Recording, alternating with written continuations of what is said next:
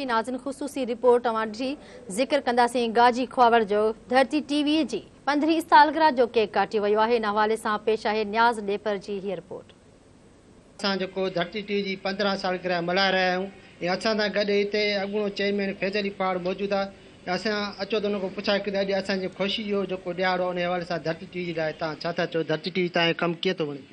साईं अस्सलाम वालेकुम। जीअं त धरती टीवी सुठो चैनल आहे ऐं तमामु कामयाबी वारो चैनल आहे ऐं महिनत में हिते जेके नुमाइंदा आहिनि या जेके बि आहिनि सुठो कमु कनि था ऐं माना सुठी तरह ते हले थो पियो ऐं माना असांखे ख़ुशी आहे त अञा बि मंज़िल पाईंदो ऐं इनशाला असां अॼु सालगिरह बि मल्हाई आहे। अलाह कंदो त माना अञा बि मल्हाईंदा। तमामु सुठो चैनल आहे ऐं सुठी कवरेज आहे। ख़ासि तौर ते जेको आहे सो न्याज़ अली जी ॿी सॼी संगत जी तमामु सुठी जेको आहे सो कवरेज आहे। पूरी एरिया खे जेको आहे सो कवरेज ॾियनि था ऐं तमामु बहितरीनु कमु करे रहिया आहिनि ऐं हिन सालगिरह ते जेको असां उन्हनि खे मुबारकबाद सां पेश कयूं। काफ़ी प्रोग्राम मशहूर भी हुआ जीअं लाफ्टर शो हुजे या उन खां पोइ बुलेटिन आहिनि उनमें सुठा मयारी माहौल जूं ख़बरूं या हुनजा ॿिया प्रोग्राम आहिनि या हुनजा जेके सो ड्रामा वग़ैरह आहिनि ॾिठा पिया वञनि ऐं उनखां पोइ हर स्टेशन ते धरती टीवी जा जेके बि रिपोर्टर आहिनि उहे महिनत था कनि। जसलाणी हुजे खां पहिरियों तव्हांखे धरती टीवी जी सालगिरह जी मुबारक हुजे।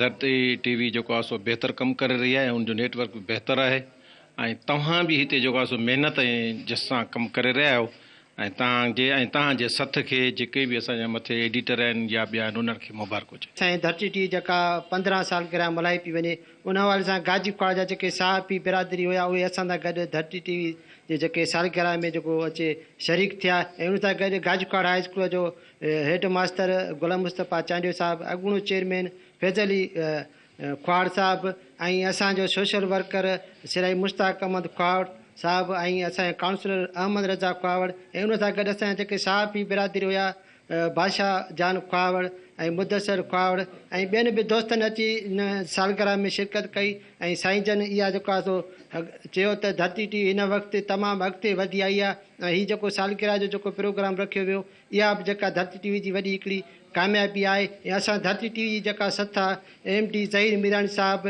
ऐं उन सां गॾु असांजो जेको धरती टीवी जो जेको CEO आहे अली असर ज़ज़र साहिब खे बि असां हिन ॾियारे ते मुबारकबाद ॾियूं था ऐं उन सां गॾु जेके असांजा सथिया साथी आहिनि उन्हनि खे बि असां मुबारकबाद ॾियूं था जेको अॼु 3 मई ते जो धरती टीवी जेका सालगिरह मल्हाई वई। कैमरामैन नवाज़ ॾेपर सां गॾु न्याज़ ॾेपर, धरती टीवी गाजी ख्वाड़।